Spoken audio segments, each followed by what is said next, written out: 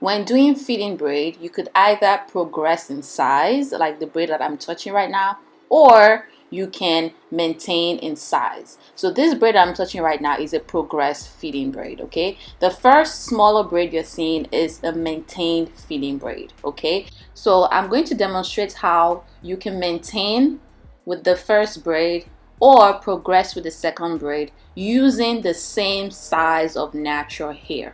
So let's rewind back to how I got to those two braids you just saw. So I'm going to use the same size of natural hair to demonstrate to you size progression versus maintaining the same size, okay? So I'm just making sure both of the parts are equal and is the same amount of natural hair. And now for the first braid, okay, if I take small pieces of braiding hair, let me get the braiding hair real quick. So if I take two small same size pieces of braiding hair and feed into this first braid without adding more hair, you're going to notice that the braid is going to maintain in size. So I'm starting off with braiding her natural hair, and I'm just going to feed in these two small pieces, okay? Now if I just stop here and just continue to finish the braid all the way to the end, you're going to notice that the size of the braid is not changing. It's just maintaining in size. It's not getting thicker. It's just the same size maintaining, okay? But now if I take multiple sizes of braiding hair and feed into the same amount of natural hair, you're going to notice the size is going to progress. Just watch me. So I'm going to take two small pieces and I'm going to take two medium pieces, okay? And I'm going to take two medium pieces like this. So on my hand I have two small pieces, two medium, and two medium. So they are all different sizes, okay? The sizes of the braiding hair is in different sizes. And if I start by feeding in the small pieces to the medium pieces, you're going to notice that the size of the braid will change even though I'm using the same amount of natural hair. So just watch me. Feed in the second strand, okay? Feed in this medium strand, okay?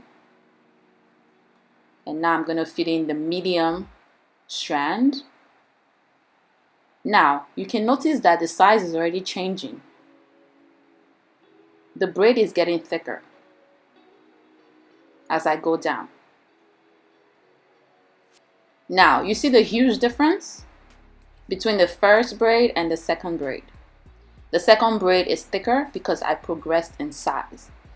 So in today's class, we're going to cover size progression by adding in multiple sizes of braiding hair. We're also going to cover maintaining the same size like the first braid, as well as spacing and fullness.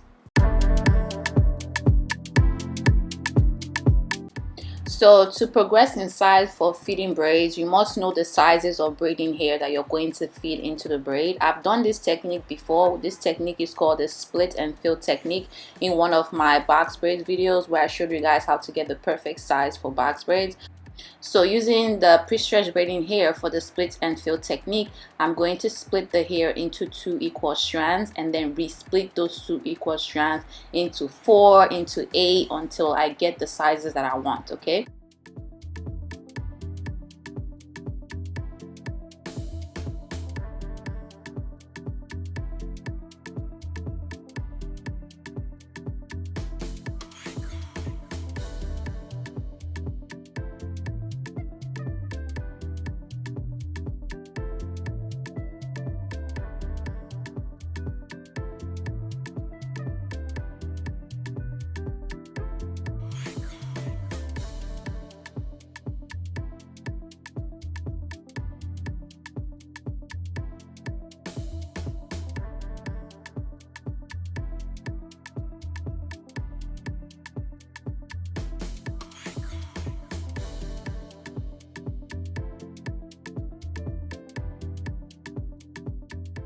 So right now I have about 16 splits, which I consider as my medium. And what I'm going to do now is to divide the hair in half. So I'm going to keep the medium pieces for like the end of the feeding braid, and then I'm going to resplit these ones that you see in front. Okay, so I think it's about, I'm going to resplit 4 into small strands, and then resplit the other 4 into medium strands, if that makes sense. So the whole point is for you to have like multiple sizes, and like I said, you could continue to split the hair down to get micro sizes if you want. I'm really doing this because I want you guys to understand the science behind getting the same size for feeding braids. I'm already used to doing this, so I usually just split the hair as I go when I do feeding braids. So the style that I'm actually going to do on my model today is feeding braids that is progressing in size. So because of that, my main focus is to get the thickest strand that I need to progress in size, which is in the 16 split in medium, and then I can resplit the hair to get other smaller sizes.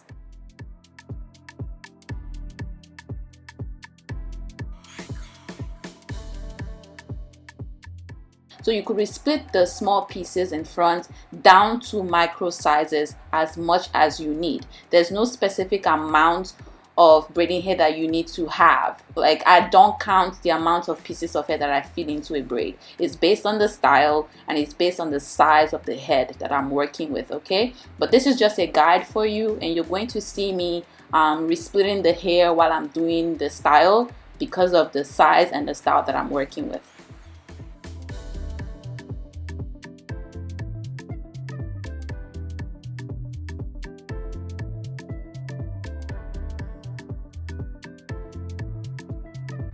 So before we work on my actual model, I want to demonstrate something to you guys using a mannequin, because I don't want to over manipulate my model's hair. I want to show you how the size of the natural hair can influence the spacing and the fullness of a feeding braid. Okay, so let me do feeding braid right now using very small size of natural hair. You see how small the amount of natural hair I just did, and I'm going to feed in small to medium size of braiding hair.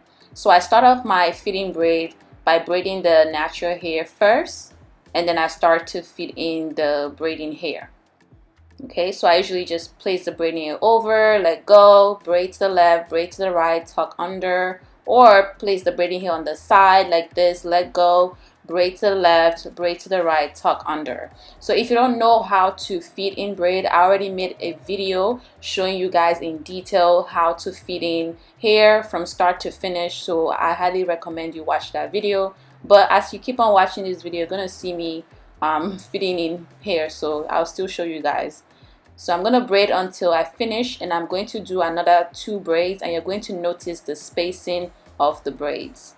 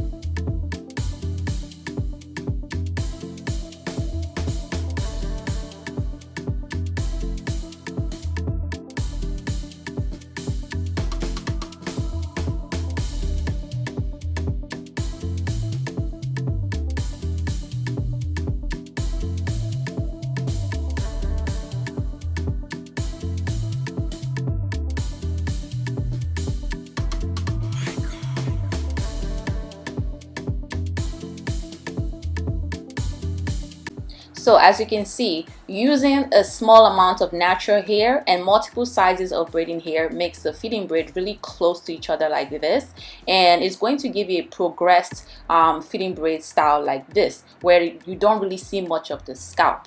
But if you want to see the scalp like this picture, then you would still use the same small amount of natural hair but less amount of braiding hair if you want to see more scalp.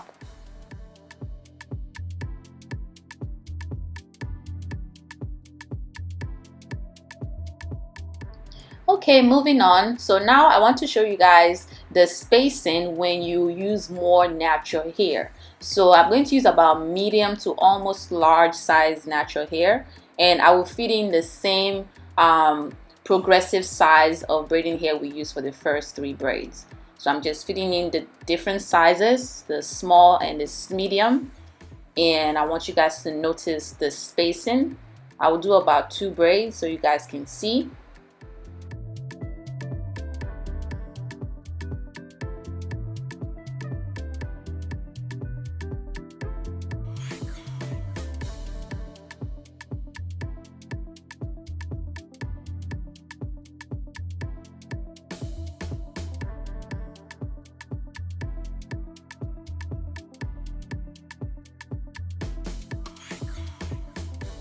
So I'm sure you can notice how spaced out 2 of these braids are right now. Unlike the first 3 braids that I did initially, you can see the spacing.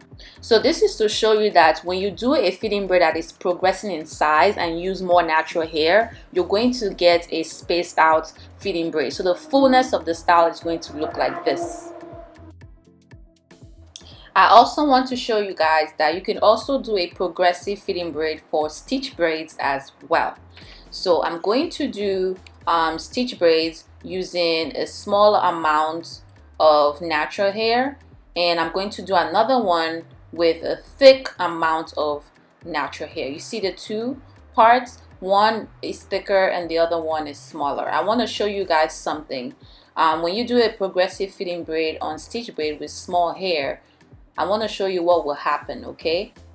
So this is basically how I start my stitch braids. I split the hair into 2, and then I split the hair on top as well. So it looks like we have 3 pieces of hair divided like this. And then I start braiding the natural hair first. And I use my index finger to start making my stitches on the left and on the right. I've already done a detailed video on how I do stitch braids, so check the description box. So after I braid first, I will feed in my first small piece of braiding here and make my right stitch braid to the left, make my left stitch braid to the right, tuck that piece under and feed in the next small piece. Okay, make my right stitch, braid to the left, make my left stitch and braid to the right, tuck that piece under. So now I'm going to add in this medium. This is this medium piece, and now the braid is going to get a little bit thicker.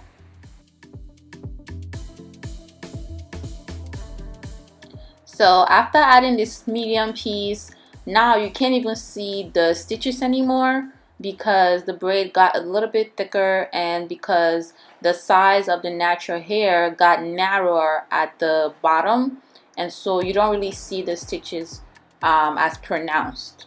But now let me do another stitch braid with more natural hair, and you're going to see the stitches actually more pronounced.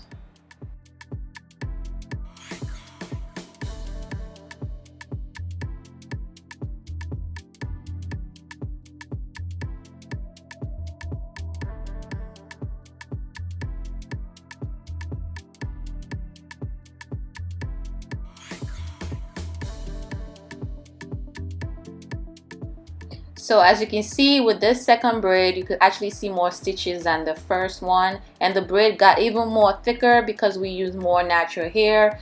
Most people who do stitch braids, they use less amount of braiding hair and use more natural hair because the goal is to make sure that the stitches show. However, there are people who also do the progressive feeding braids like this style right here. I could tell that this stylist actually progressed in size for the feeding braids because she was adding braiding hair as she was going up, and you could see that the braids are actually thicker. They are thicker than this one right here that is using about the same amount of natural hair but less braiding hair. I could tell that this stylist right here is maintaining the size of the braid because she's not adding multiple sizes as she braids the hair. And you could see that the bun is actually not as full and thick as the first picture.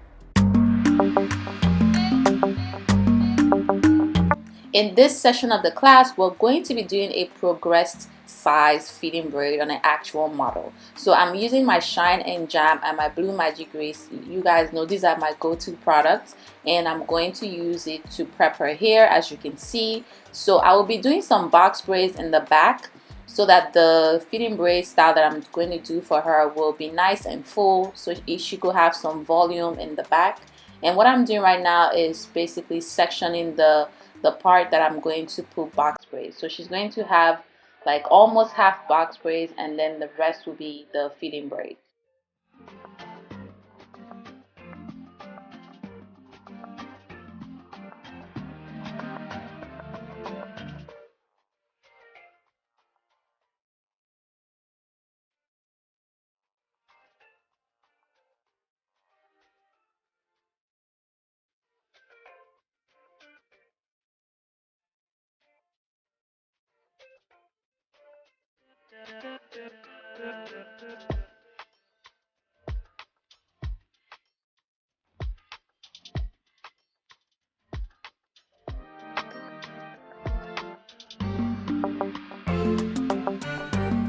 The parts of the box braids I'm doing for her is the regular C parts or the curve. So I'm not doing the square parts today. This is just random C parts that I'm making, and that's what I'm going to do throughout for the box braids, okay? And I'm also going to show you how to tuck in hair for box braids as you keep on watching if you're using colored braiding hair. I know you guys have asked me this multiple times, and also how to extend and make the braids longer. So just keep on watching and I'll show you guys.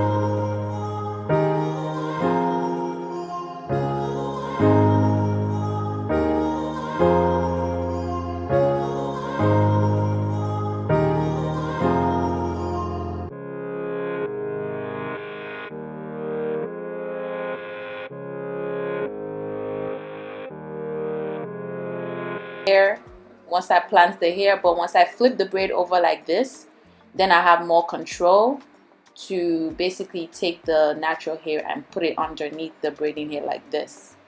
You see what I'm doing? I'm trying to make sure that the natural hair is underneath the braiding hair so that it doesn't look like that braid at the bottom, okay? So this is what I'm just trying to do. I'm gonna show you guys again and just pay attention.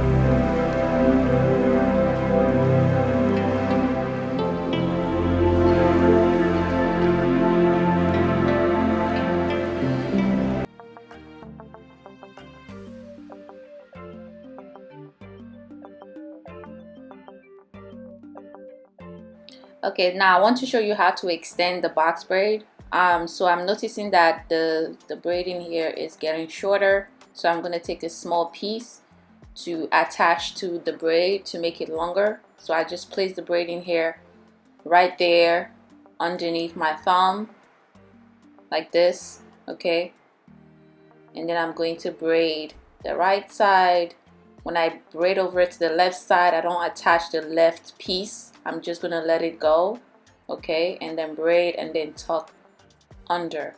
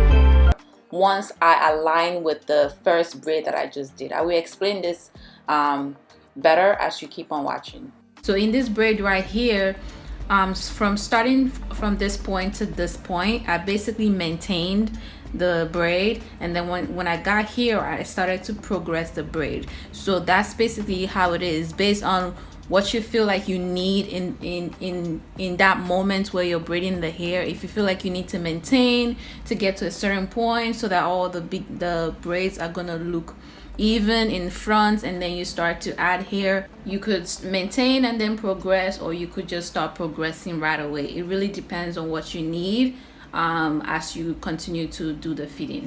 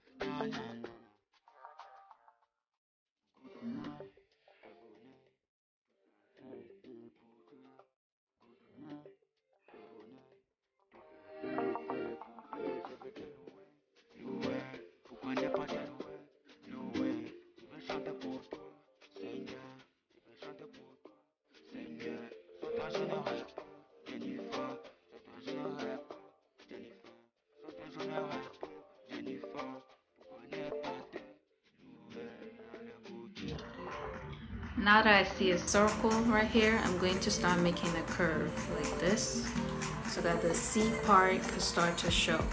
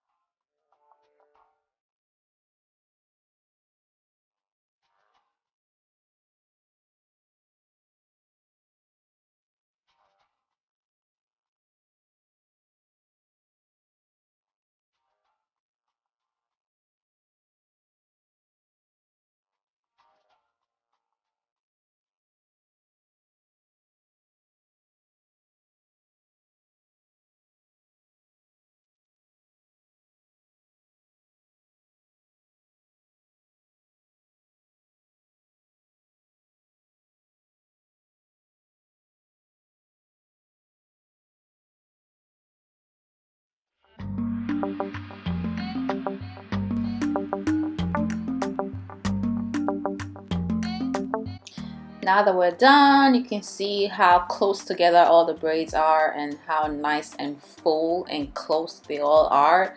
So I'm just going to do the finishing touch. I'm trimming off the flyaways and I'm going to apply some scalp oil. The braids are so close to each other that I was literally trying to like put the scalp oil inside because there's like no space. But that's what happens when you use small size of natural hair and you continue to add more sizes of braiding hair. So I'm going to put some mousse right now and also dip the braids in hot water. So just keep on watching.